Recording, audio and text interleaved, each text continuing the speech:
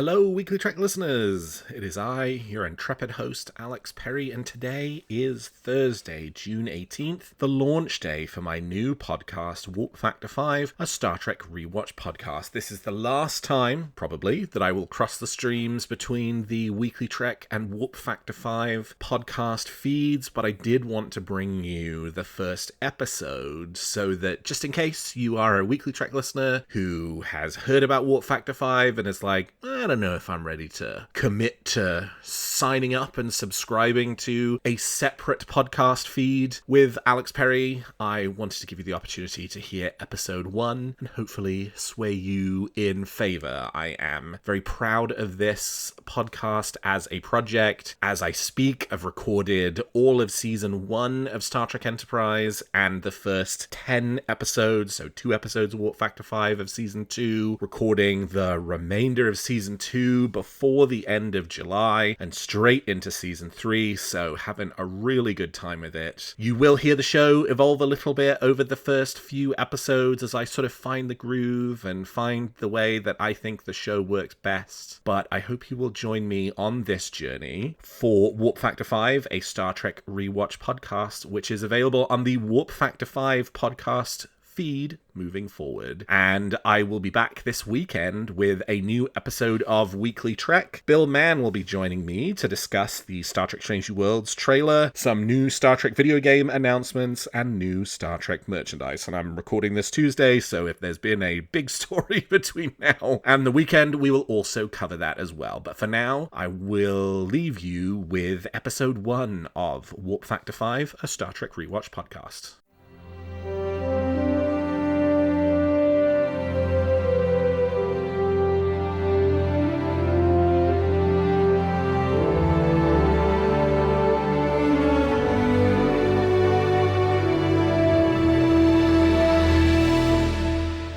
Welcome to Warp Factor 5, a Star Trek podcast brought to you by TrekCore.com.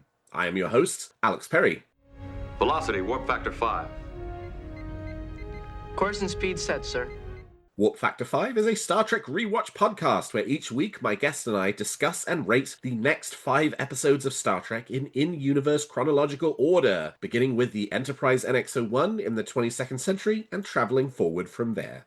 That might sound a little strange. Most Star Trek podcasts would start with the original series and work through the show in production order from 1966 to 2026. But I've always been obsessed with how 60 years and counting of Star Trek history have created an interconnected narrative and shared universe that connects in fun and surprising ways across 12 television series and 14 movies when you watch the show chronologically based on when the series are set. Star Trek has captured my imagination and that of generations of fans, and so I hope you'll join me on this journey in discussing and rating every episode and movie. But it's no fun to do this alone, and so each week I'll be joined by a guest to deep dive into the next 5 episodes of Star Trek, their standout moments, how they contribute to the larger Star Trek story, and give each episode a warp factor ranking between 1 and 5. And my guest this week is the man who needs no introduction, the only person who could help me launch a new show rating every episode of Star Trek. It is Mr. TrekRanks himself, Jim Moorhouse. Jim, welcome to Warp Factor 5, and thank you for being my inaugural guest. Hey Alex, great to be here. I am so excited to talk a little Enterprise and to rate some Star Trek and rank some Star Trek and give some scores. And I love this structure you come up with, doing 5 episodes at once and kind of talking about them in blocks. Really great idea. This is going to be awesome to participate in and to listen to moving forward. Thank you. Yeah, I have always wanted to rank every episode of Star Trek, and at one point I did rank TNG, DS9, and Voyager on sheets of paper on the wall of my bedroom. Oh, I know all about those. Yeah, yes. you know the F story, yeah, where I would, if an episode was my favorite, I would give it an F, and I kept giving them Fs and there was 9 Fs. Anyway, where the spirit of the Fs is transporting forward into Warp Factor 5. And there's a lot more Star Trek to rank, so gotta do it. I mean, the doing 5 at a time is such a unique idea. I mean, there's so many podcasts that do 1 at a time, and I like this blocking everything together as 5 at a time. All right, Jim. Well, I feel like across how many episodes of TrekRanks are there now? 200 and There's 229, about to be 230, but whenever this drops, there might be a few more. I feel like I have a pretty good handle, and also across 10 years of friendship, on your Star Trek fandom. But as I was sitting, because I want to ask my guests a question of each episode that sort of like tells me a little bit more about them as a Star Trek fan, I actually realized I'm about to ask you a question I don't think I know the answer to, even though it's the question that you ask everybody in the elevator at STLV. Jim Oh, Moorhouse, what is your favorite Star Trek series? okay. Yeah, my favorite, you don't know this, huh? My favorite Star Trek series. I mean, and I mean, they're all your favorites. That's what they're I all my understand Jim favorites. They're all my Morehouse's Star Trek favorites. perspective to be. But if you were going to a desert island and you could only take one DVD box set with you, which is it? And I that's how I think about whenever I'm on TrekRanks.com where I rank Trek. All my ranking systems is about if I can only watch one of these for the rest of my life. Right. That's how I rank. It's not by quality. It's not by, I mean, I know quality comes into play, but it's always about if I had to choose one of these two episodes for the rest of my life, which one am I picking? That's how I always boil down Yeah. my final ranks. So, and that's how I do my favorite series, and it's Deep Space Nine. Deep Space It has Nine. to be. I mean, it's just the most layered. You get the most Yeah. out of it. If you're only gonna rewatch one for the rest of your life, you get the most out of that one because you get so many flavors of Trek in that series. That is probably what I would have guessed your answer would have been, but I Yep. also could have seen it being TOS because, Yep. you sort of, wanted that TOS-iness of it. Yeah, I mean, I love TOS. TNG is probably second, just ahead of TOS. Yeah. And then after that, it gets complicated now with some of the new ones. But I have been afraid to chime in on any of the new era ranking of Trek since the Kurtzman era began. I have not done it, so I've decided to wait until the Kurtzman era is has ended, which it's kind of upon us maybe now, Could be. sooner than we think. So someday I'll do that. In terms of, and by that you mean like ranking the series. Yeah, like I Yeah. haven't ranked old. I've never put out there kind of like these are my favorite of the Uh-huh. Kurtzman era series, just because it's kind of hard to do it when some series are still in production and still Yeah. going. So There's a lot of recency bias involved too. for sure, for Yeah. sure. But yeah, D Space Nine is the quality there and the quantity is just so solid. Deep Space Nine. Love it. So you're telling me you're some kind of a time traveler? That's one way of putting it. Maybe this will help clear things up. This is how we keep an eye on what's going on. You might call it a temporal observatory. Well, in today's episode, we will be discussing the first 5 episodes of Star Trek Enterprise Season 1: Broken Bow, Fight or Flight, Strange New World, Unexpected, and Terra Nova. These episodes aired between September 26th and October 24th of 2001. America was still in the aftermath of the September 11th, 2001 attacks just 15 days earlier. US forces launched Operation Enduring Freedom, beginning the invasion of Afghanistan, and anthrax-laced letters were being mailed to senators and newsrooms. At the movies, Denzel Washington's Training Day was the dominant film of early October, and Friends, CSI, and ER topped the television charts. And on October 23rd, the day before Terra Nova aired, Apple released the very first iPod. Jim, I'm curious. My sense is you watched all of these. You watched them between September and October 2001. I would love to hear, like, to the extent you can remember sort of watching these episodes, tell like where in life were you, where in the world for you, how did you watch them, what were you thinking at the time about this Enterprise thing that was happening, like take me back to that period of time. Well, thinking back to that period of time, the first thing I thought of was, wow, that was still 3 years before I was able to be on an episode of Star Trek Enterprise.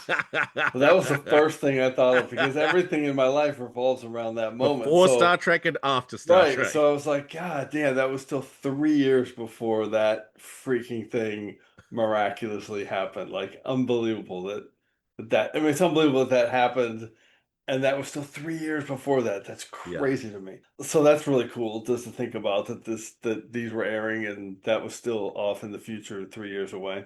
So yeah, I thought about this. I mean, professionally, that was a cool time for me. That was probably the peak of my professional career. I was living in Chicago. I had been there for about 5 years. I was there for another 5 or 6 or 7 years after that. I'm just going to tell people I worked for U.S. Soccer and the U.S. World Cup soccer teams, and we were just coming off the '99 Women's World Cup, and we were about to go to the 2002 Men's World Cup, and those were two of the biggest soccer moments in this country's history, and I was, right in the middle of both of it. I was on the field for the '99 World Cup, win and penalty kicks, and in 2002 I was in the locker room celebrating our victory over Mexico. So that was really the pinnacle of my professional career at that moment and at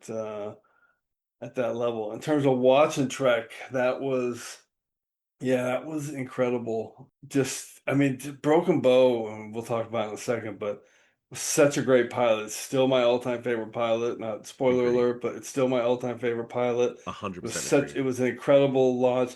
I'll tell a little story. I remember that was back in the days of AOL and some of those AOL chats, and I remember I just sent from my US Soccer email an email to Brandon Braga because we all had his AOL email. I just said, "Hey man, that pilot." I just short email. I just said that pilot was the best pilot to date. It's real short and tight. Like it was just really good. Bop bop bop. And he wrote me this night note back like that was really nice to read. Really appreciate it. It really means a lot. Boom. I was You like, that still was have cool. it? No, it's probably still I still have that email, so Yeah. it's probably in there somewhere. But yeah, so and then yeah, and I like these episodes, so we'll talk about that in a second. But obviously, it was a weird time too, right? It was right after 9/11, and we Yeah. kind of I think a lot of people were a little bit younger. I was older, so it was dealing with the world and kind of how much the world was changing right in front of our eyes at the time was definitely a weird thing as well. So yeah, but that was a good time for me for sure. Yeah, to have discovered that the first iPod came out during this period Oh my is God. wild. I remember one of my young interns coming in with the iPod, like, look at all these songs I got on here. I'm like, what is that? There's songs on there? I mean, I Yeah, got my Discman here, dude. What yeah. do I need that for? I mean, and then kind of he taught me how to do it, and I eventually got one. So classic.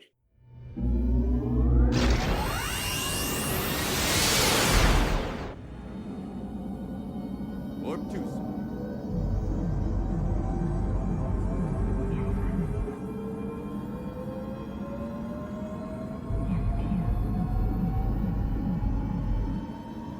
Warp 5.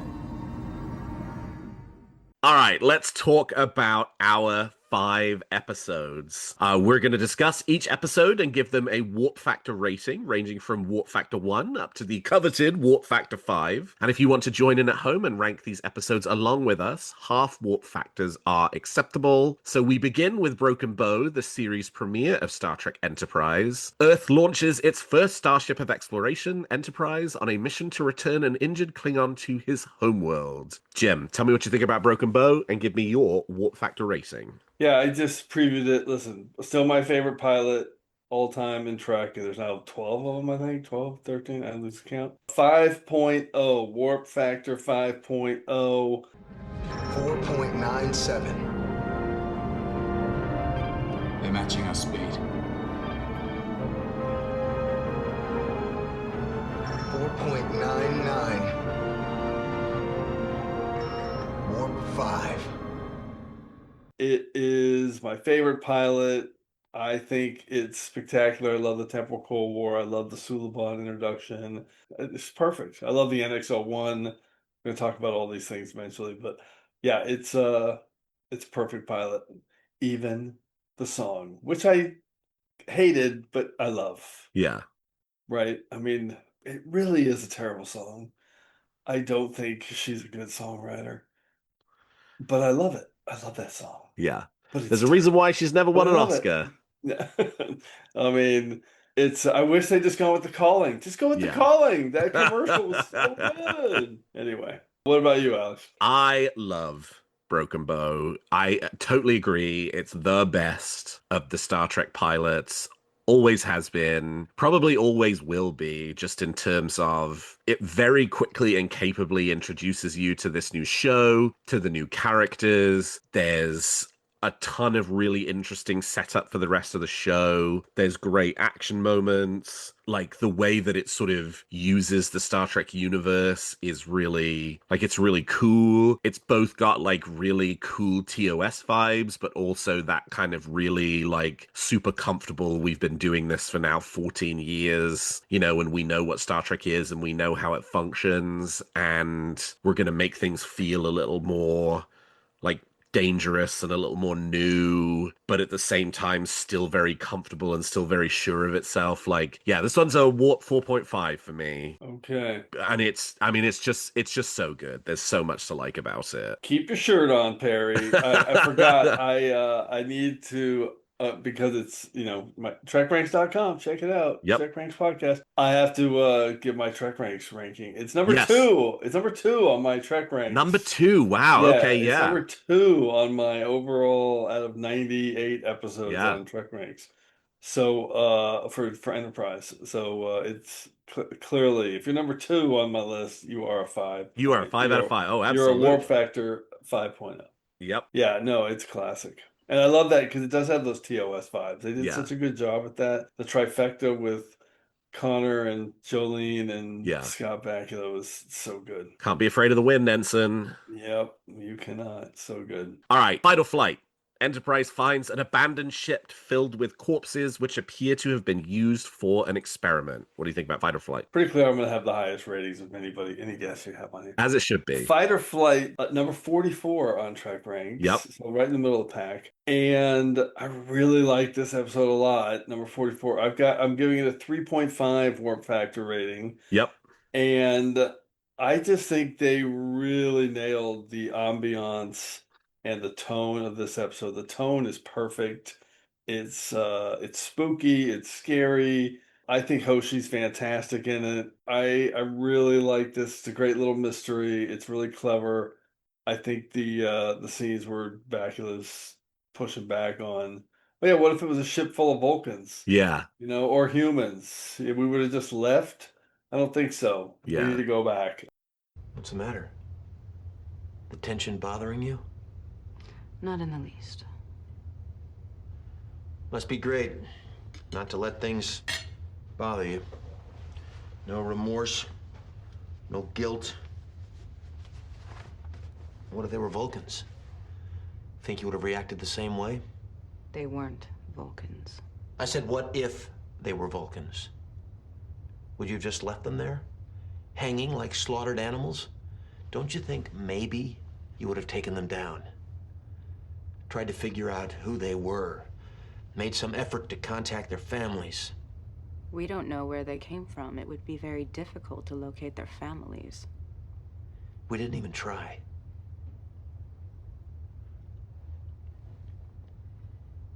What about you? What if they were humans? Would you just stick your tail between your legs and run? Leave them there to rot? Am I the only one who's having a problem with this? You said it yourself, sir. Whoever killed those people are probably coming back. So we should avoid confrontation at any cost. Is that what you're saying? Is that what you Vulcans do? Bury your heads in the sand and then just fly on by?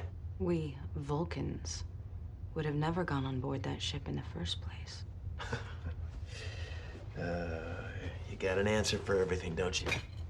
We have a code of behavior, and we try to obey it. You may not believe this, but humans have a code of behavior too. Took a few thousand years, but I think we're starting to get it right. Can't believe I almost ignored it.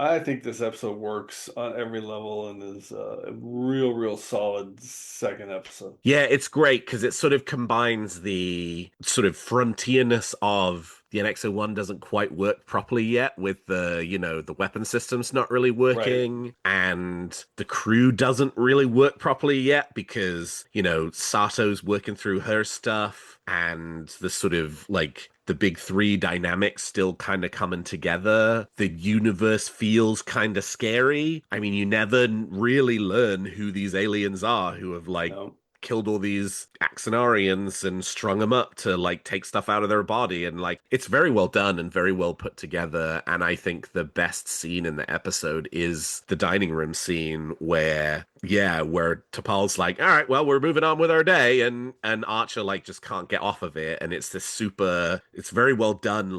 The scene is really awkward and the conversation's really awkward. It And then you is. get to the end of the scene and Archer's basically just like, nah, I'm the captain. I get to decide. And he's basically like, we're building our way of doing things right now. And every single one of these choices we make will inform how everybody who comes after us and the kind of choices they will make. And so I'm choosing to go back. And that's so well done. It really is. Because both decisions made sense. There was a part Right. of it makes sense like, okay, well, what can we do?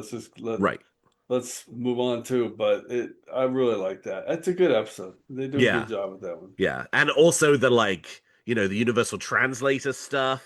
Yep. It's And some of having the to early stuff with that. The EV suits. right, it's things that you had just never really seen other Star Treks kind of grapple with before, Yeah. and they kind of grabbed it head on, and it was fun to kind of see that because it made it feel fresh and it made it feel new and different. I appreciate them taking their time with that stuff early on. Yeah, this one gets a warp factor 3 for me. Yep. But I do really like it. I think it's a really nice follow-up to Broken Bow. Excellent. Strange New Worlds. An Enterprise landing party believes T'Pol is conspiring with a species of rock creatures on a strange Class M planet. What do you think about Strange New World? Okay, so this is interesting. So on episode 188 of the TrekRanks podcast, Yep. we did our top 5 psychic transfers. Okay. Also called Faltor Pandemonium. Okay. I'm not a huge fan of psychic transfer Yeah. and kind of psychic takeover episodes, and it's kind of happening in this episode a little bit. Early on, I remember maybe not loving this episode that much. It is number 63 on Trek Ranks, so it's almost in the bottom third, not quite. And I will say it's a 3.0 on my warp factor, but so 3.0. But I have really grown to like this episode, and again, I'm going to talk about it later in one of our block discussions. I have really grown to like this episode. I think it's really well executed. And I think it's a little bit underrated in terms of how executed across the board this episode. Don't want to spoil what I'm going to talk about later, but I think they pulled this episode off. It's a nice little narrative thread that runs all the way through it. Yeah, I think they do a good job with this episode. I think it's a great story. It's not super original, but it's also not a ton of stuff we've seen before, and I think the performances across the board are really strong. And it's a little bit more of kind of figuring stuff out early on, Yeah. they're just kind of winging it and figuring it out and learning as they go. Yeah, this one's a 2.5 for me, warp factor 2.5. So right down the middle. It's really interesting in the way that again, it's an episode where they're doing something they've done in Star Trek before. We are exploring an alien planet and something is weird or different about it. But by virtue of it being this crew in this environment, they don't have all the same set of tools that the other crews have. And, they sort of do have to kind of figure out their way through and how to make this work. And there being this core tension underlying everything between Tucker and T'Pol in this episode, but that already really having been seeded in episode 1 or 2. So, it being a real feature of that here, it's really good because there is a lot of dramatic tension between these characters, and particularly in the Archer T'Pol Tucker dynamic that is going to wash out as the series goes on. And of course it doesn't, because they're going to become this strongly bonded trio. But it's really interesting to go back to the start and kind of see how they were sort of set up as being this quite adversarial set of Yep. characters, and this being the like put them under pressure. And Tucker breaks. I mean, like completely breaks, and all of his like innate suspicions about T'Pol completely take over. I think it's great. We get introduced to more of the Enterprise crew. I kind of wish they had done a little more of that later on in this, with Cutler and Novakovich. Like, I wish we had seen even more of the sort of supporting crew as the series had gone on. That was a really nice thread they kind of, teed up in this I mean, they did episode. pretty good with Cutler all the way through Oh, they season one. absolutely did. Yes, Yeah. yes, yes, for sure. I thought Novakovich died like 3 times in this episode. I mean, when he beamed Yeah, on board, I thought he's dead. yeah, And then I was like, oh, I guess he's not dead. And then they're yeah. like, oh, and then the doctor goes to the side, he's gonna Yeah, die. I'm like, oh shit, he's gonna die. And then it's like, oh, he's not gonna die. yeah. Okay. So And every time I rewatch this episode, and I've probably seen it 10 or 12 times, every time I'm like, wait, does he he doesn't die? die. Yeah, he doesn't die. I'm the same. I'm the same. It's so funny. Unexpected. When Trip Tucker assists an alien vessel with repairs, a friendly encounter with one of the crew leads to a rather unexpected consequences. Jim, unexpected. What do you Okay, think? the big problem with Unexpected is that, and I remember this distinctly when it aired, was like, oh, come on. We're 4 episodes in and they're doing the guy gets pregnant episode Yeah, only 4 episodes in. I mean, I know you got more ideas than this. This is very disappointing. So I do remember being very disappointed and really not liking this episode that much when it aired. yeah. However, I'm going to defend Unexpected right now, and Okay. I'm giving it a 2.0, Yep. even though it's number 84 on TrekRanks. That is almost bottom 10, but not quite bottom 10. Yep. I will say the biggest problem with it, other than what I just said in terms of just the idea, like, come on, you're 4 episodes in and you're doing this idea. Come on. The biggest issue is the tone. And I am a big tone guy. You got to get tone right with me. The tone of an episode has to be consistent, has to be solid through the whole episode. You can't be flopping around on your tone and have it be inconsistent and then expect me to connect with an episode. And they don't do that here because there are scenes where it's like they're playing it for laughs and it's Yeah. like, dude, you have an alien growing inside your body. You should be concerned. Yeah. And earlier in the episode, they're very concerned about the cool stuff in this episode, which is like the aliens are awesome. The Yeah. Xyrillians are really, really cool alien. I wish we'd seen more of them. I love the hitch and the ride and the plasma wake of other ships. I love all the way they're portrayed. I love their production design. I love the actors. Randy Ogilvy's amazing. And the change of atmosphere, the decompression things, all really well done. All that stuff's super cool. And they tell all of that part of the story. Even the how he gets pregnant, all that stuff's really well done when you watch this episode with a kind of an open mind. That stuff's really, really well done. But it's hard to get past the tone with Trip back on the ship and people laughing and kind of making jokes and him kind of rolling his eyes and not taking it that serious when it's like you'd be taking this really serious Yeah. if you were pregnant, and it's hard not to mark it down for that.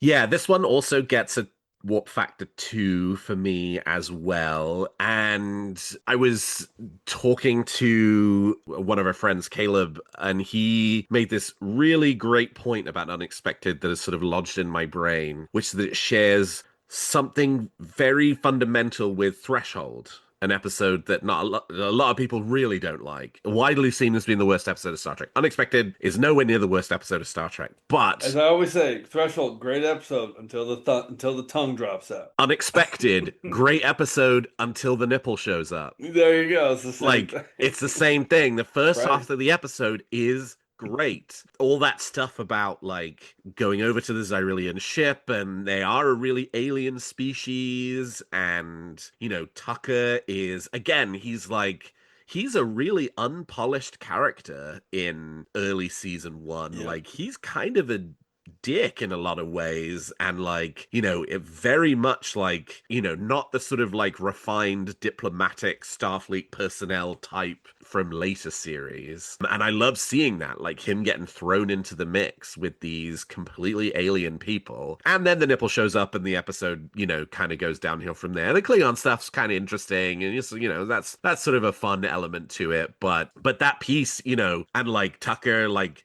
being really kind of petulant about being over on the alien ship, and like Archer basically having to be like, shut up and do as they tell you, and you know, all that stuff. Like that part of the episode's really good, but it does hit a cliff.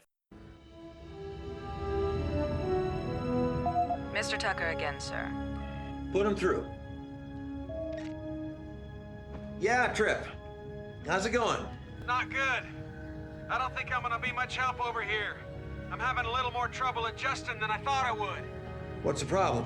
I feel like I've got a fever. I'm having trouble focusing, breathing.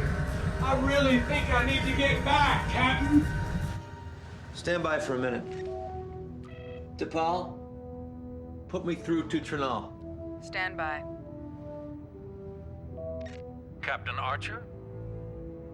My man's not doing so well over there. He'll be fine. With all due respect, I've known Commander Tucker for 8 years. He's tough as nails. If he says he's having problems, I've got to believe him. When he came out of decompression, he refused to rest. I strongly suggest he'd lie down for a while. You really think that'll make a difference? We have a good deal of experience with alien visitors. I told Trinal you'd try to get at least an hour of shut-eye. He says that should do the trick. I just want out, sir. I'm not kidding. I can't take much more of this. Trinal says they dealt with this before. Just 1 hour. If you're not feeling better, we'll bring you back. It's not gonna work, Captain. Take a nap, Trip. That's an order. Archer out. I was okay with that. I like the way you said that. I don't think he's a dick. I think he's unpolished. I think that's a I think that's a good way to describe it. So it's one of those episodes where it's like everybody's focused on the pregnancy part, as well they should, you know, but like there are actually things about this episode That are really that good. are pretty enjoyable. Yeah, but the pregnancy really does torpedo it. Terra Nova. Enterprise investigates the mystery of a lost Earth colony whose inhabitants disappeared decades before, but that doesn't mean they left. Jim, what do you think about Terra Nova? I'm so curious to see where you put this. I have no idea where you're going to go on this. I know a lot of people don't like this episode. I actually do like this episode. Although I probably need to redo this. I have it lower than unexpected on my ranks. It's number 85. I probably should have it a little higher. I also have it at 2.0. And it's a little rote. It's a little been there, done that. But I kind of love it. I find it to be a comfort watch.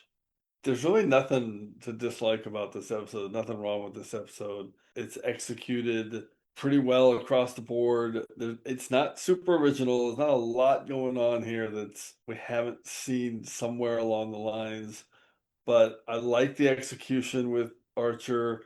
I really like the point where he's just like struggling with this is a problem I need to solve, and I don't know how to do it, and I'm not. And he's got to piece all the puzzles together because it's like first he's thinking, how do I get him back to Earth, and then T'Pol's like, well, are you sure you want to bring him back to Earth? And he's like, you're right, that's probably a bad idea. And at one point, she's like, well, you could just throw him in the brig and bring him back. And he's like, well, this is not a slave ship. I'm not doing. I mean, it's like there's a lot of good conversations and stuff about that.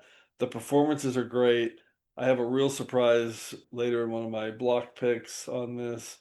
And yeah, I just find this a comfort episode. I don't see really any major issues with it. I like it. It's a 2.0, mostly just because it's a little rote. So I'm curious where you are, Alex. I am in exactly the same place. It's a 2.0 for me too. You know, it's like conceptually there's a lot to really like here, right? Like it's Space Roanoke, you know, like the lost colony that nobody's heard Yeah. from and nobody's really sure what happened. And a lot of the like lore building stuff around the like early days of Earth's exploration beyond its solar system and early attempts at colonization. That's really interesting because you've never heard any of that kind of stuff before in previous series. And it does have a really strong TOS vibe to it, right? Like there's real, you know, Yeah. you go down to a ghost town and a Yep. bunch of like grown-up kids, you know, are giving you grief, and you know there's a lot of like you got to just talk some sense into them, you know, so it does have that really strong TOS kind of vibe to it, but at the same time all of that is a great set of ingredients, but it just doesn't quite pull it off into anything super original, you know? Like you feel like you've watched this episode a number of times I mean, before. there's so many elements of from Voyager, Nemesis, Friendship One, and Natural Law, all three which aired in the Yeah, last 3 years prior to right. this, and and there's so many elements from those three episodes kind of baked into this that it's like, none of it feels Yeah. super original from that perspective. But Shale from the Overside, man, I'm down with it though. I'm still down with it. I mean, I can watch it anytime. Oh, it is definitely not Digger Filth, that is for It sure. is not Digger filth. And Eric Avari, man, you gotta Hey, love I that. mean any episode with Eric Avari Gotta is love that. good by me. Yep. The trial never ended, Captain. We never reached a verdict. But now we have.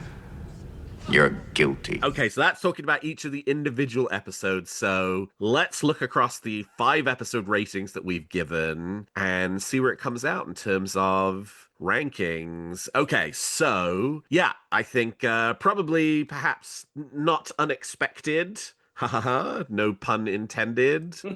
Right in the middle. Yeah, it sort of ends up being so Unexpected and Terra Nova, we both gave it 2, so that averages to 2.0 for both of those. Strangely World would then be in the number sort of if you're going 5 to 1 in the number 3 position. You gave it a 3, I gave it a 2.5, averages a 2.75. Fight or Flight takes the number 2 position, average of 3.25, and then Broken Bow, the number 1 position with 4.75. So came out the gate really strong. So you know what that plays to is the narrative that it started strong, and that because so each episode we ranked got a Yeah. little bit lower ranking, Yep. which Yeah. is part of the narrative of the series out of the gate. Enterprise season 1 and 2 have the same problem, which is they start really strong, they hit a real middling patch And in, then you end know, strong. and then they end strong. Yeah. And everybody's perception about those 2 seasons is drawn from like a 10 episode stretch. Not the full 26, but like just a 10 episode Yeah. stretch that really kind of locked in the narrative about the series, which is a shame because actually there's only 20 episodes out of almost 100. Yeah. Okay, so then if you look across your rankings and my rankings, you averaged a 3.1, I averaged a 2.8, and collectively we averaged a 2.95, which, you know, Okay. it's on That's the that's about it's right. above average. No one's gonna outrank. No one's gonna rank anything higher than me because I'm an apologist. Exactly. I am pathetic. Okay. No, you're just a man who knows what he loves. Yep. Performance reviews will be held tomorrow starting at 0800 hours in the wardroom. Check your team leaders for the schedule. Dismissed.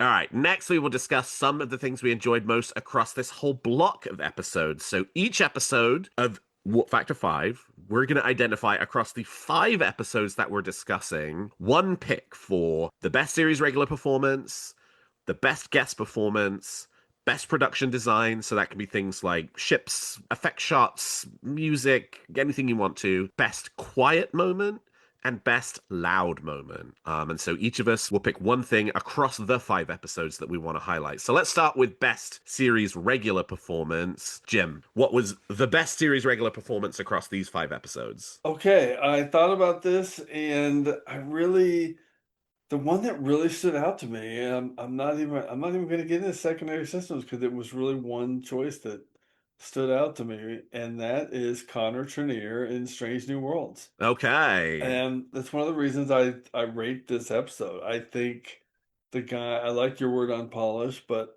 I think he sells this episode in a way that he plays up this mystery because you really don't know what's going on before you know they're being affected psychotropically.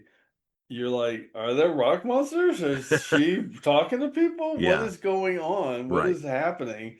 And by the end, when he is unhinged and off the rails, it's really an interesting performance because he kind of loses it. And his anger and his inability to control himself and being right on the edge, I just think it's a really, really strong performance.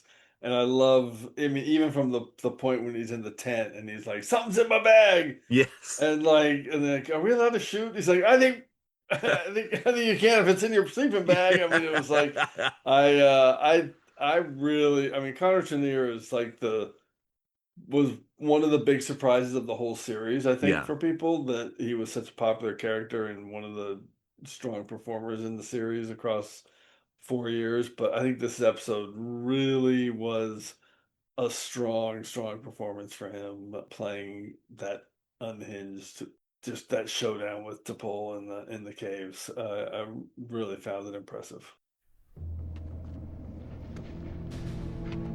Stay awake, Travis. Can't afford to have you going out on me. Try, sir. Cutler, you okay? If you're waiting for me to pass out, you're wasting your time. You might as well have your friends come out now and do whatever they're gonna do. T'Pol. How are you doing? Who's that? It's the captain, Trip. Are you all right? He's irrational, sir. Mayweather and Cutler are nearly unconscious. Both of you listen to me very carefully. Novakovich may be dying. Turns out the pollen contained some kind of toxin our sensors hadn't detected. He's responding to medication, but his odds of recovery would be a hell of a lot better if we treated him sooner. The doctor and Malcolm are synthesizing ampules of inoprovaline. We're gonna have to use the transporter to get it to you, but it's imperative that you inoculate yourselves as soon as possible. Do you understand what I'm saying? Taking an injection isn't gonna change a damn thing, don't you see that? They're planning something, Captain. First us, then all of you. Hurleye moyet. Sukasvaz Nura. Lisala Kandandanda. Tawoleye Murat. What's going on, Hoshi? She says Trip's going to kill her, and I don't think she's imagining it. Say one more word of that gibberish, and I'm gonna split you in two. Yeah, my runner-up for best loud moment is the scorpion in the sleeping Oh, bag. in the sleeping bag. Yeah. I love that. That's Yeah. a great pick. Yeah. I love it. Yeah, no, I think that's a great pick. I mean, he sells it really well, like, you know, the sort of like unhingedness of it, and also manages to keep the performance, you know, compelling and interesting enough. Because sometimes when you're kind of playing crazy, especially after, you know, after like 15 minutes of watching someone do that, it's like, all right, I get it.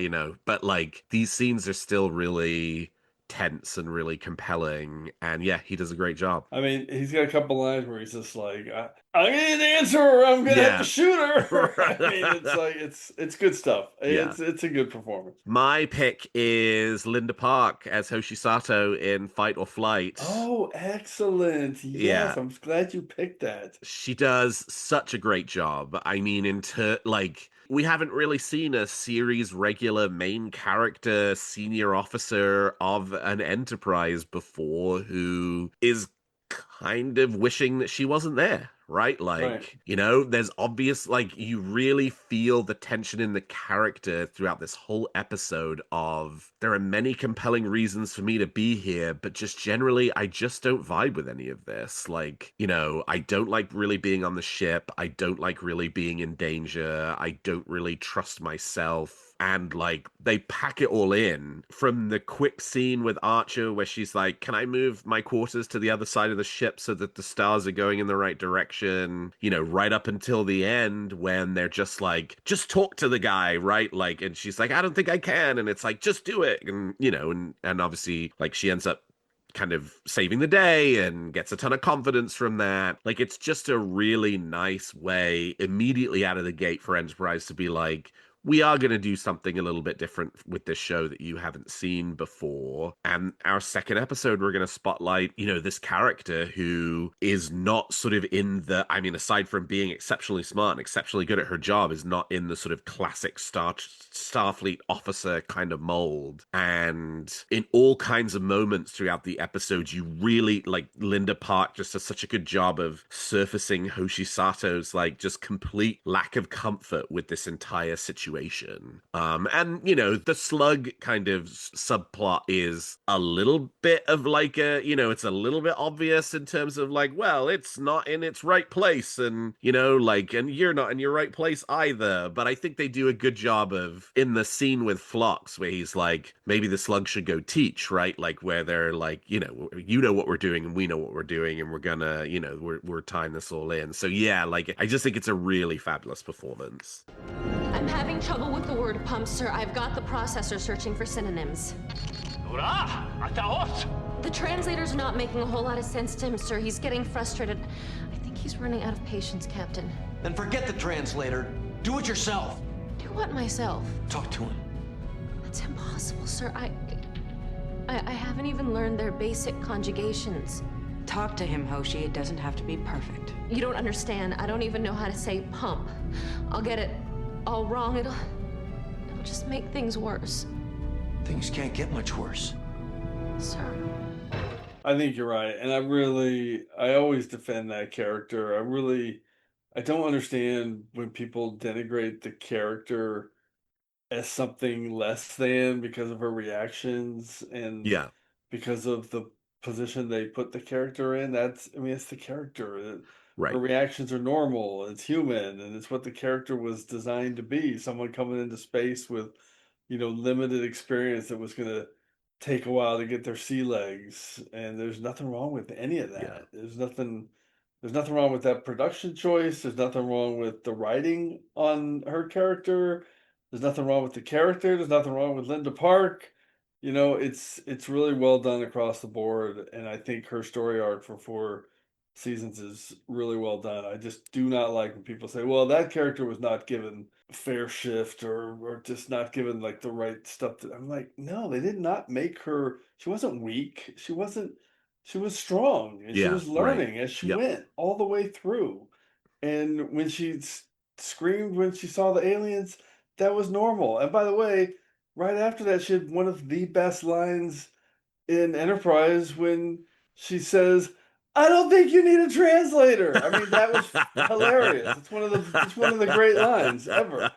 Because there's 15 dead bodies. I don't think you're going to need a translator. Get me out of here. I mean, she's not a weak character. And there are people who denigrate the show by saying that the men wrote her as a weak character. And it's like, that's not a weak character. That's a strong character being developed through 4 years of storytelling. I will not. I just won't have that. Won't listen to it. Love it. It's a great pick. Great pick. Best guest performance. Okay, best guest performance for me. So this is one of my big surprises. Okay. So I'm going to rattle off some secondary systems first. Okay, I got quite a few. Eric Avari in Terra Nova. Kelly Waymire in Strange New World. Randy Oglesby in Fight or Flight. Really good. I got Tony Lister Jr. as Clang in Broken Bow was really great. Yeah. And I almost picked Melinda Clarke as Saren in Broken Bow. She's really good as the Suleiman. And I've always had a big crush on her. She's a really great actor. Really, really well done in that role. But I looked up this actor because I started thinking, I think this is the best acting. I'm trying to think who's left. You've named all the big ones. This one is underrated, and I never have looked her up. I never knew her name. I never thought to look her up. And when I looked her up, I found this cool little Star Trek nugget that I could not believe, and I love it when this happens. Okay. So the actor's name is Mary Carver, and it's Bernadette Fuller from Terra Nova. Yep. The old lady that they realized was the young girl in the photo. I went through about 200 to 300 photographs before I found this. Look familiar, Nadette? It's the overside. Before the poison rain. And what about the people? Humans. What were humans doing in your colony before it was destroyed? I think I can help answer that.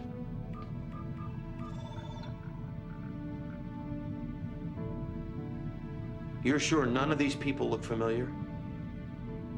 From the data we retrieved on this photograph, we're pretty sure this woman's name was Vera Fuller. Ring a bell? It's the medicine they put in you. They're confusing your path. We need to leave. Look closely.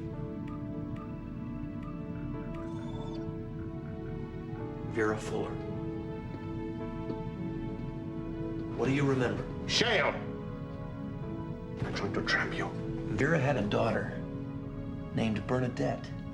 She'd be about 75 now in Earth years. Nadette?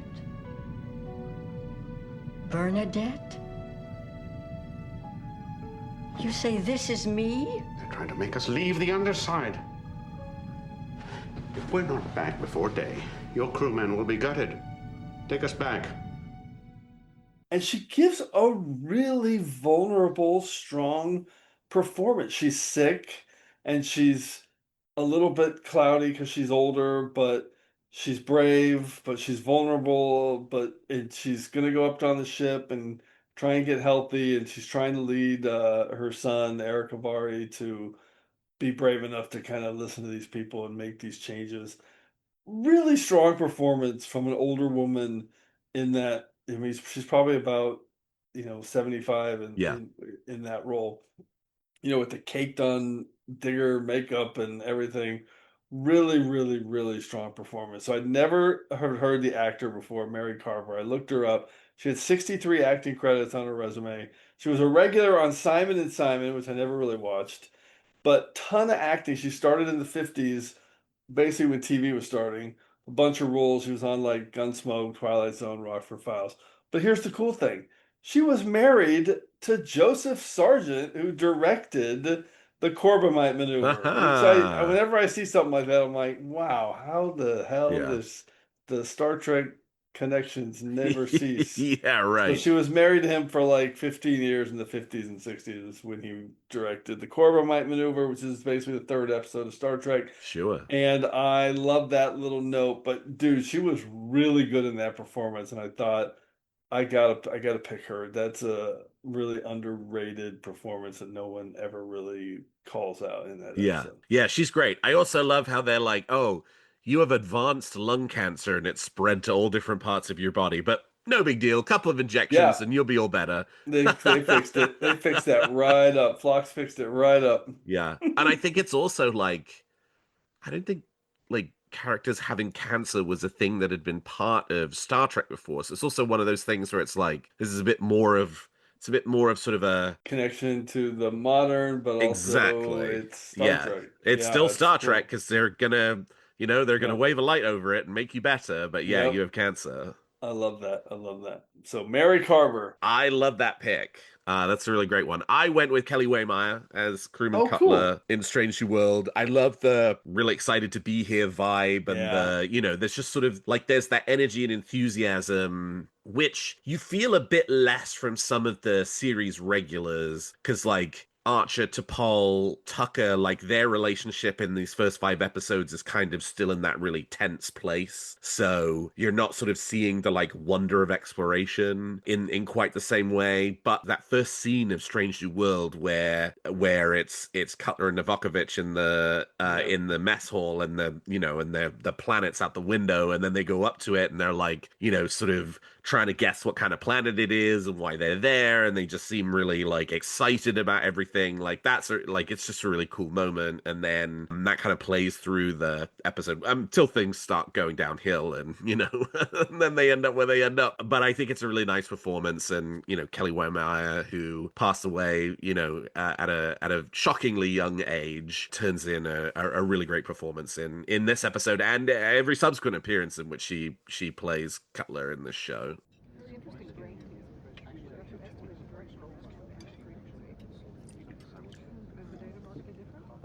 How can you eat that stuff? It's healthier than that. At least this tastes like something. I guess it just takes a more discriminating palate to appreciate Vulcan cuisine. Did you know there were over 5,000 subspecies of termite on Arrakis Prime?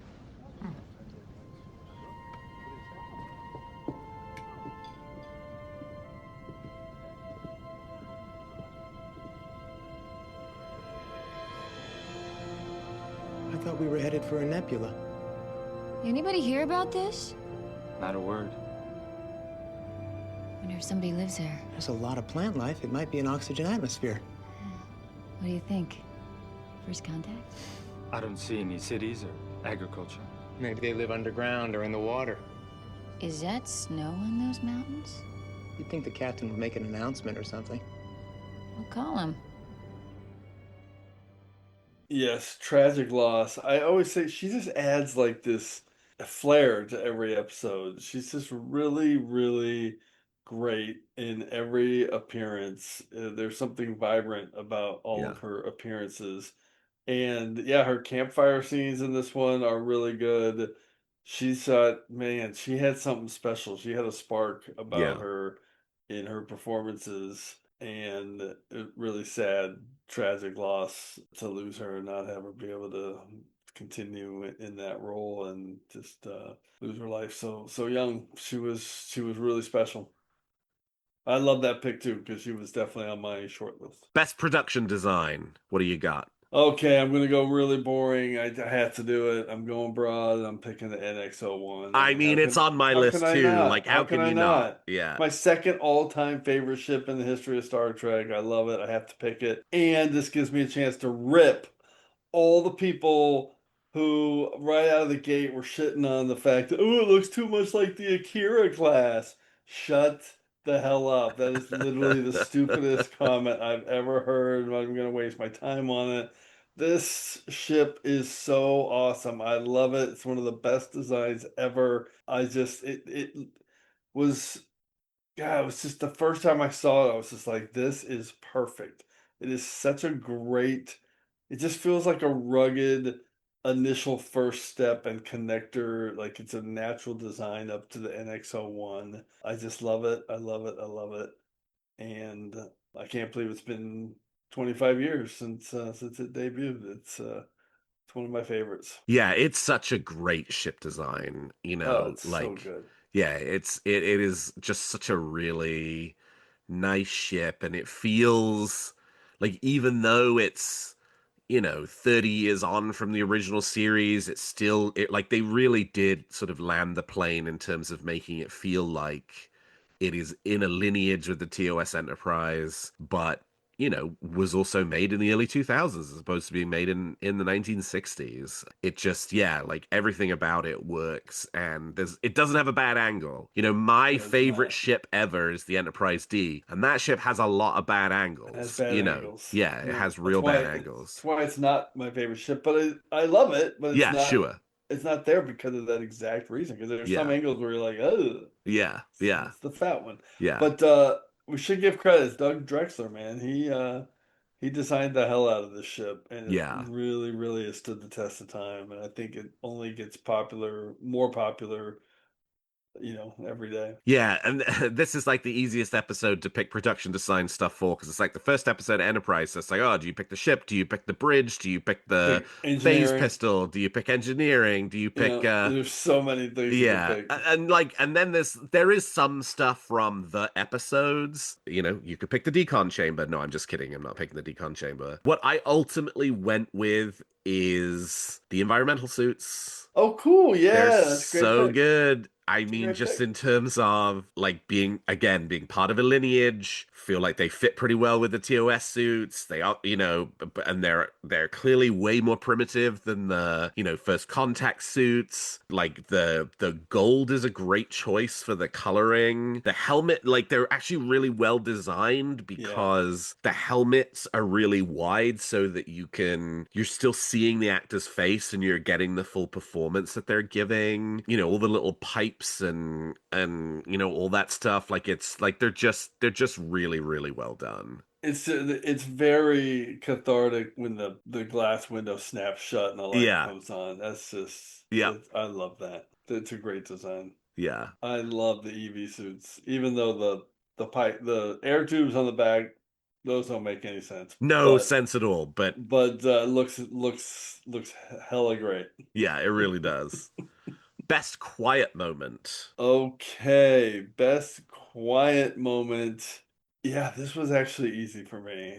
I went straight here and did not go away from it. It is from Broken Bow. Yep. This amazing moment where Trip and Archer are in the NX-01 inspection pod. Yep.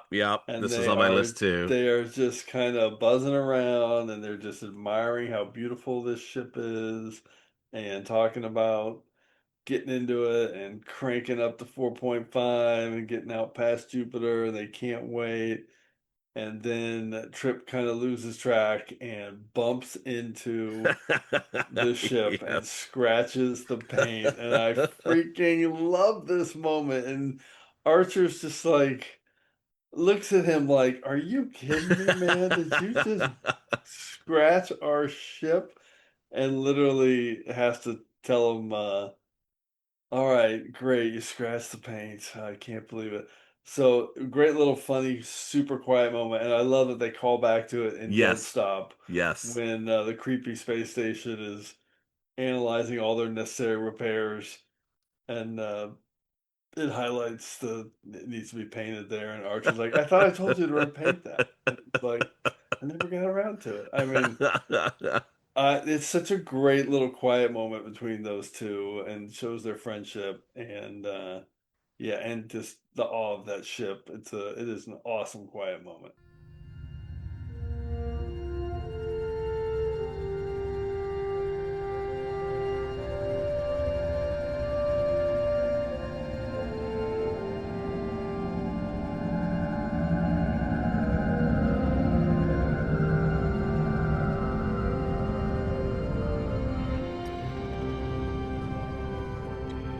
The ventral plating team says they'll be done in about 3 days. Be sure they match the color to the nacelle housings. Planning to sit on the hull and pose for some postcards? Maybe. God, she's beautiful. And fast.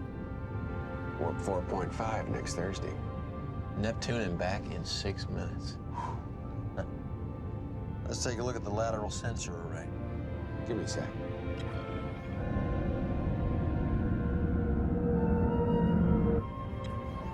Slow down. There. Those are the ports that buckled during the last test. They need to be reinforced.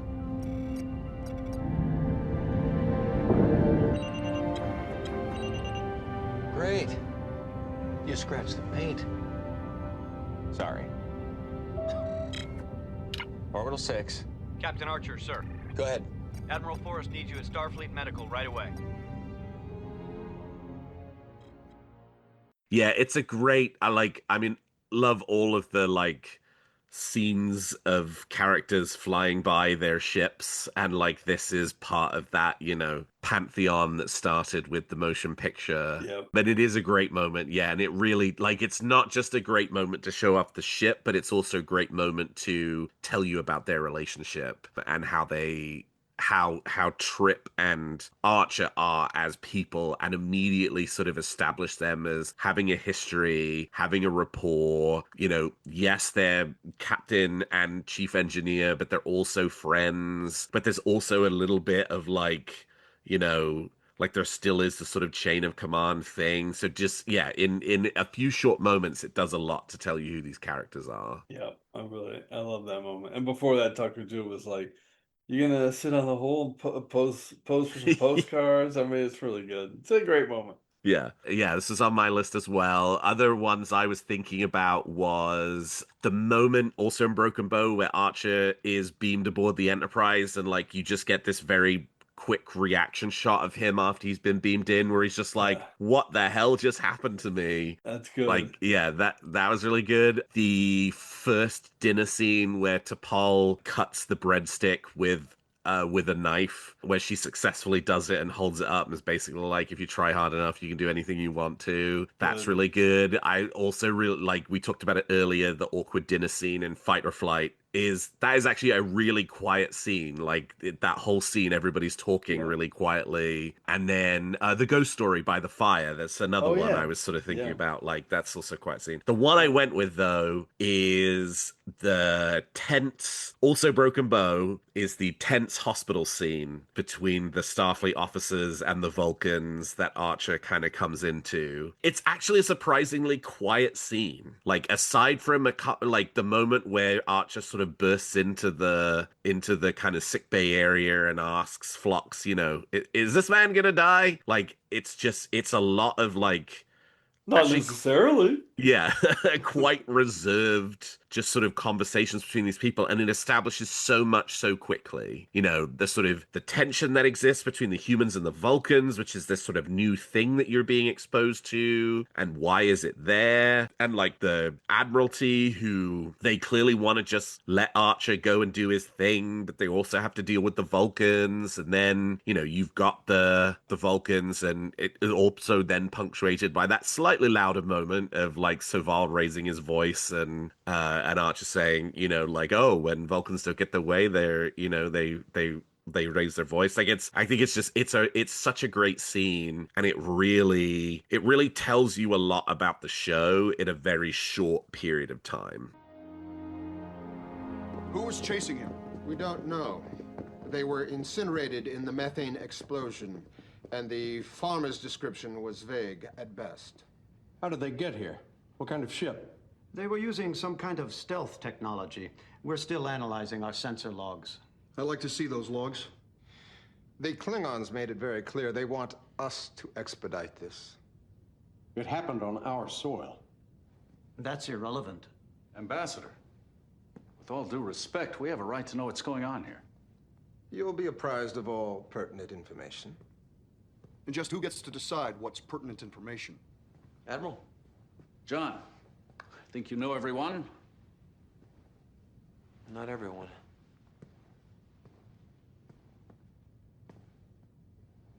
It's a Klingon. A Klingon. Where'd he come from? Oklahoma. A corn farmer named Moore shot him with a plasma rifle. Says it was self-defense. Fortunately, Soval and I have maintained close contact with Kronos since the incident occurred. Kronos. It's the Klingons' homeworld. This gentleman's some sort of a courier. Evidently, he was carrying crucial information back to his people. When he was nearly killed by your farmer. Ambassador Soval thinks it would be best if we push off your launch until we've cleared this up. Well, isn't that a surprise? You'd think they would have come up with something a little more imaginative this time. Sarcasm aside, Captain, the last thing your people need is to make an enemy of the Klingon Empire. If we hadn't convinced them to let us take Klang's corpse back to Kronos, Earth would most likely be facing a squadron of warbirds by the end of the week. Corpse? Is he dead? Excuse me. Is this man dead? His autonomic system was disrupted by the blast, but his redundant neural functions are still... Is he going to die? Not necessarily.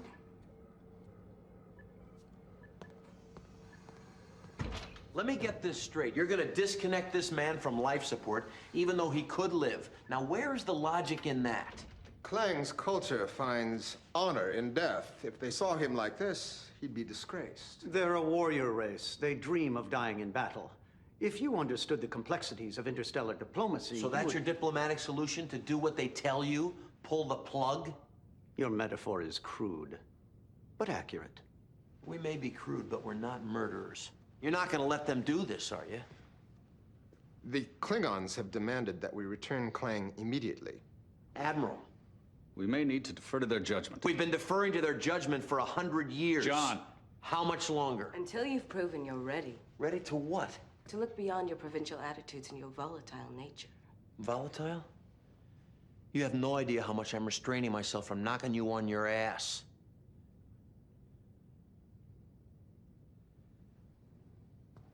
These Klingons, they're anxious to get their man back. Fine.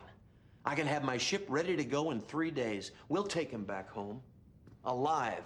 This is no time to be imposing your ethical beliefs. Dan, what about your crew? Your comm officer's in Brazil. You haven't selected a medical officer yet. 3 days, that's all I need. Admiral,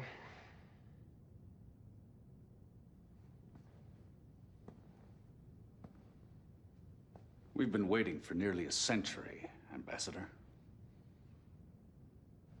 This seems as good a time as any to get started. listen to me. You're making a mistake. When your logic doesn't work, you raise your voice. You've been on Earth too long.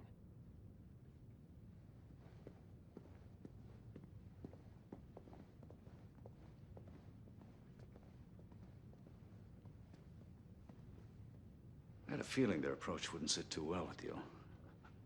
Don't screw this up. I mean, it's an all-time great scene. Yeah. And I like this pick. I would never have thought of it, but there are really quiet moments because basically when it's tense and I mean tense and not loud, but like tense with the Vulcans. Yeah. But then he turns back to Boris, almost like they're having a private conversation. He doesn't care if the Vulcans can hear him, and he's Yeah. just like, Admiral, I can have my ship ready, and he's really calm and Yep. measured and quiet. I can have my ship ready in 3 days. He's like, 3 days. That's all I need. Yep. I said, what about your comm officer? 3 days. That's all You don't even I have a need. medical officer. I know. I mean, it's good. It's a good pick. It's a good subtle pick because there's so many elements where he's just reserved and calm and quiet, even while telling T'Pol, you have no idea how reserved I am right now.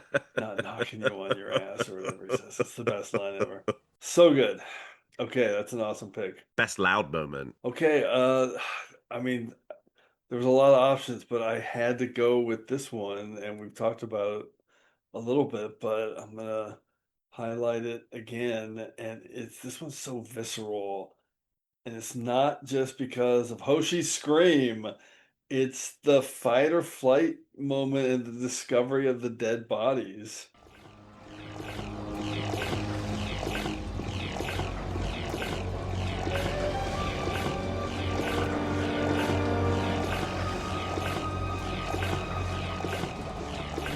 Some sort of hydraulics. Whatever it is, it hasn't been here very long.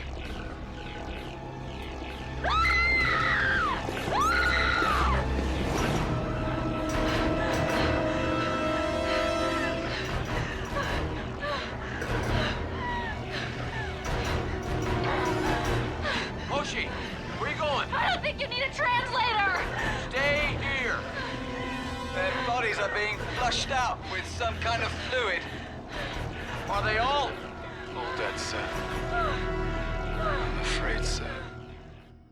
And obviously Hoshi scream's a big part of it, but it's all the suction sound and the pumping yeah. and the hydraulics. And I just think the sound design on that is really good once you kind of figure out what's going on that ship, which they're harvesting these dead aliens for their triglobulin or something.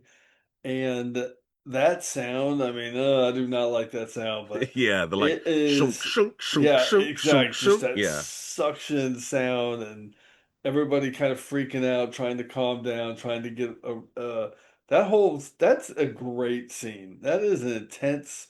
It's got a little bit of horror, a little bit of body horror. It's a mystery. You don't really know what's going on. It's really well filmed and shot.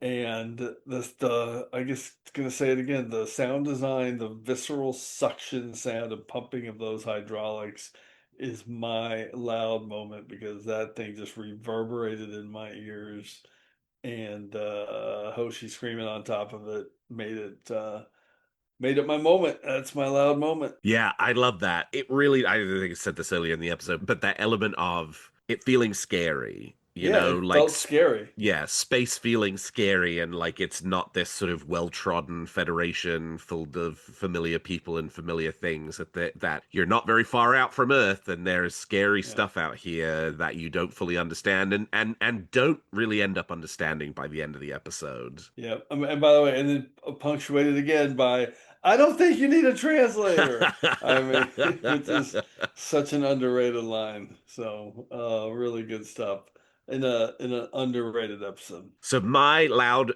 moment, I kind of locked in on this one very, very quickly in watching these 5 episodes, and 5 episodes later, it was still like the pick for me. And it's Broken Bow begins with a very quiet scene where no man has gone before and he's painting the nacelles. And then you cut to Broken Bow, Oklahoma, and the music is loud and they're running through the cornfield. And Farmer Brown. Yep, and it's Farmer Moore, sorry. Yeah. You're running through the cornfield and they go into the silo, and then he jumps out the top, he turns around, he shoots it, and the whole thing explodes. That is good.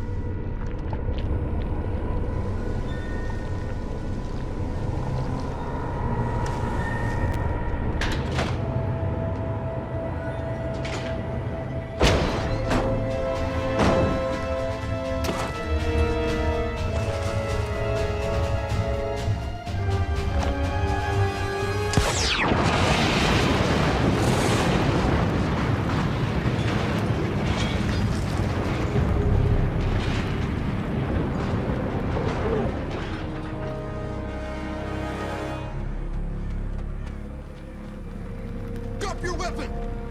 I mean it! More war! More raw! I don't understand a word you're saying, but I guarantee you I know how to use this! War, do!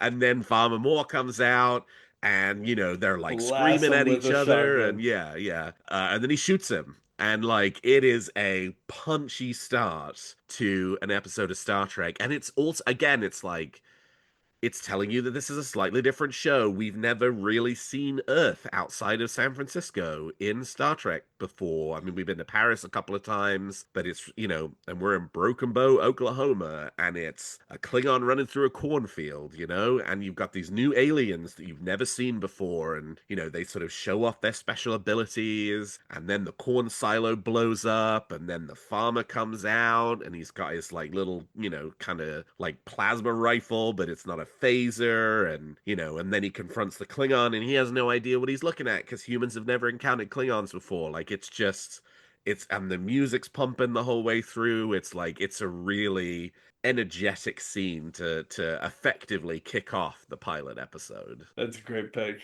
It's a great pick. I love, and I always remember that line with the farmer just yelling, "I know how to use this." I mean, it was really good. It is loud, and that effect of the silo blowing up, it really works. It really works. And just Clang screaming and yelling is really good. I mean, it's really good.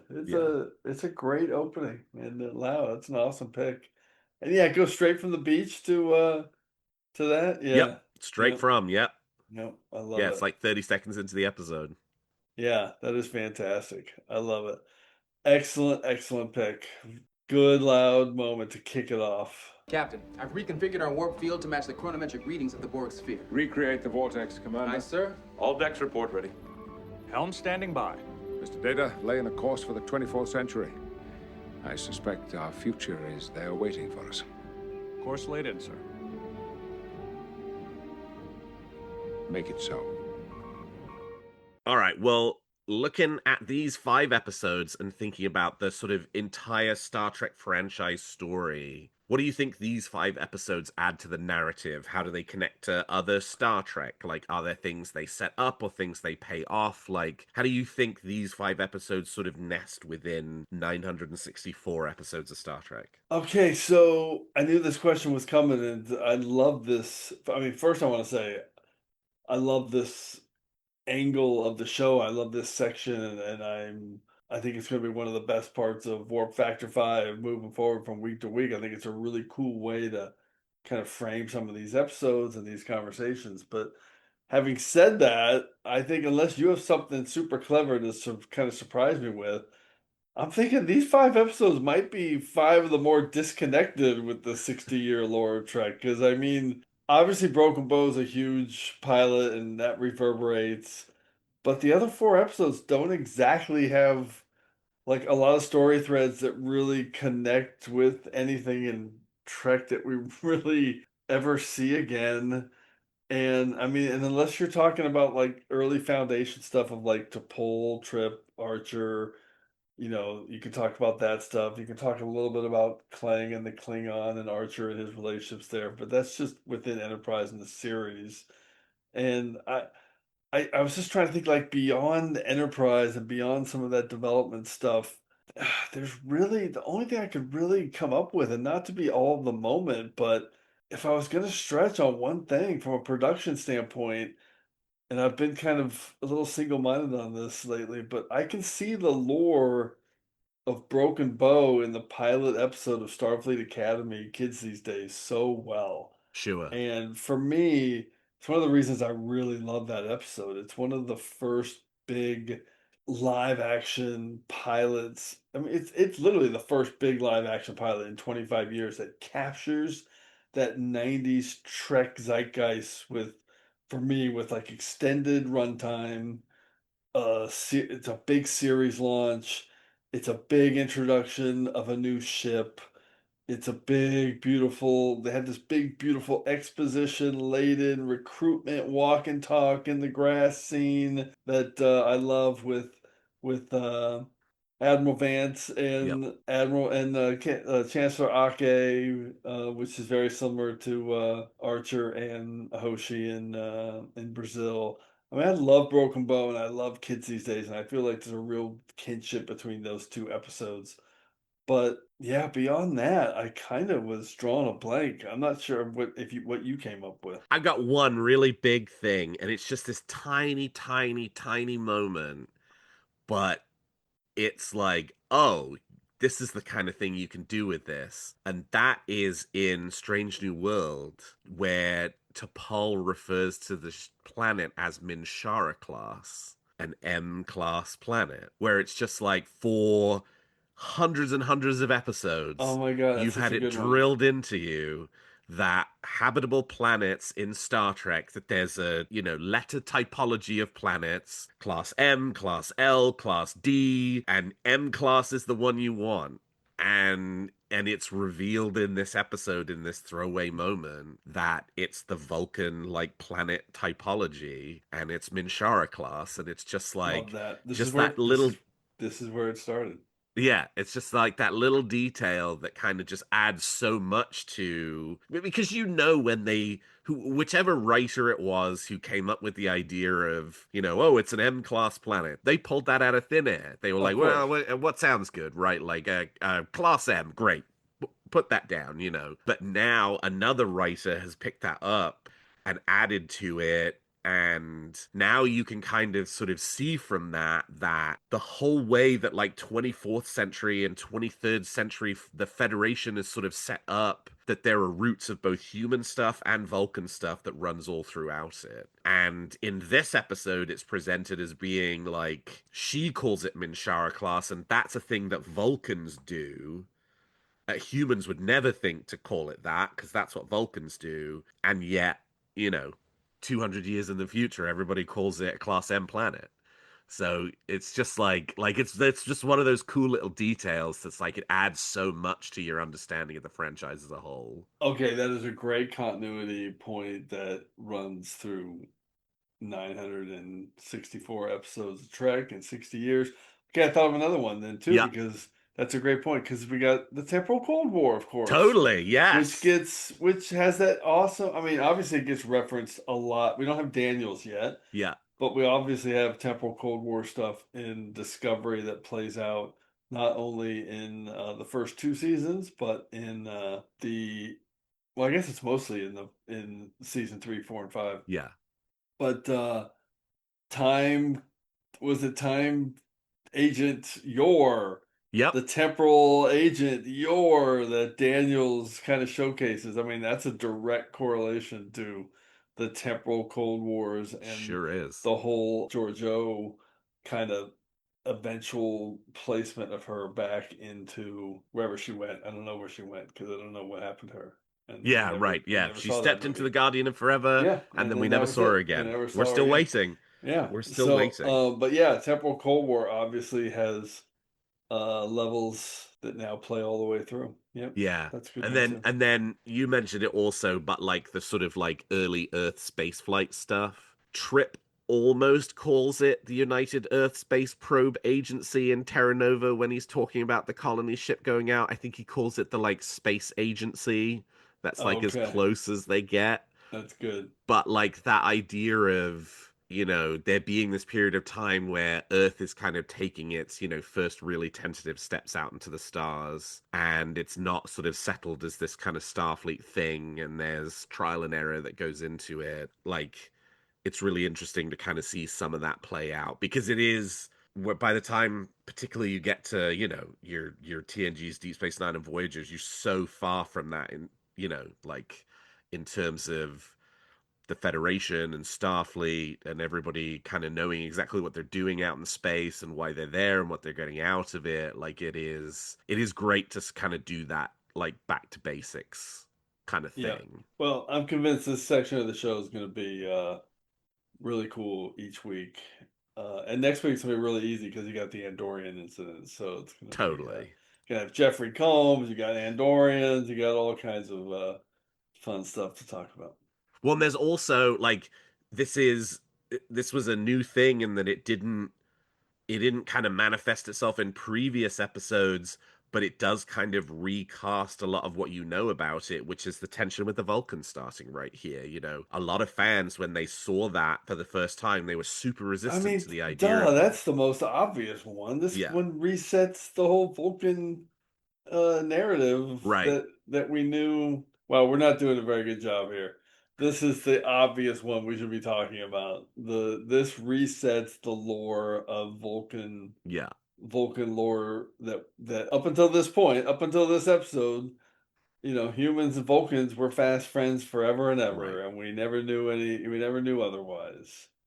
And then this episode was like, oh, they were strained early on. And Yeah. then we learned this whole backstory, and it's Yeah. awesome. And it adds so many great layers. So this is the beginning of that. Yeah. Yeah. And a lot of fans really did not like it when it first came on, but Yeah, a lot of fans need to be patient and let the Yes. show tell their story. Right. Which is what I did and was very satisfied instead of just being a freaking whiner and a nitpicker. Just watch the show. How about that idea?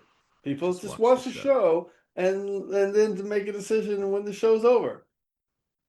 I'll shut up. I know you'll never have me back on. Okay. Transfer of data is complete.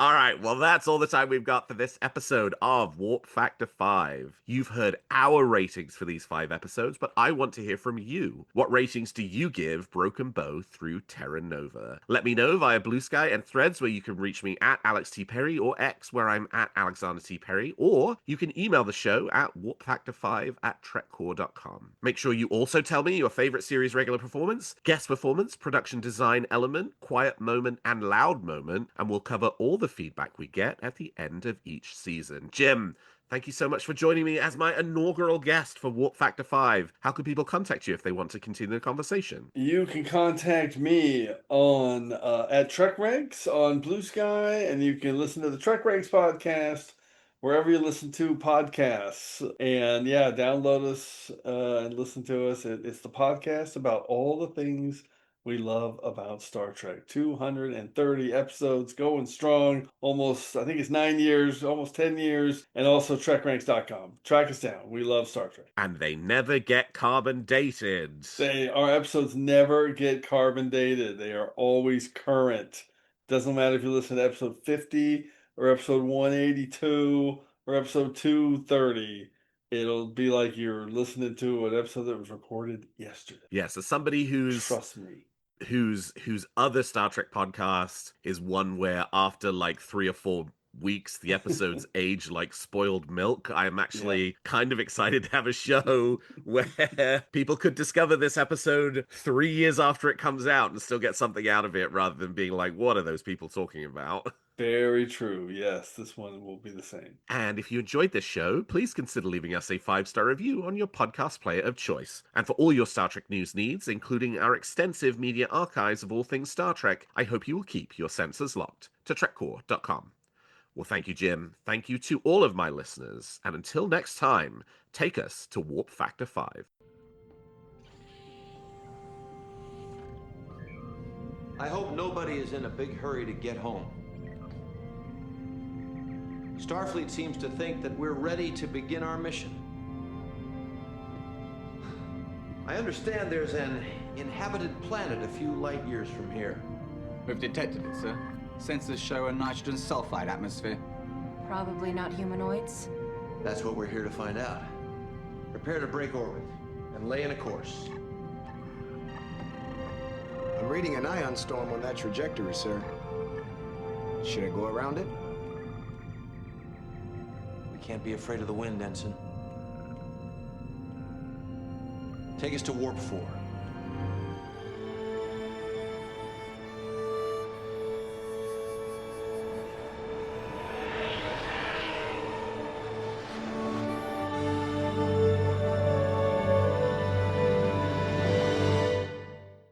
Warp Factor 5 is a production of TrekCore.com and owned by Trapezoid Media, LLC.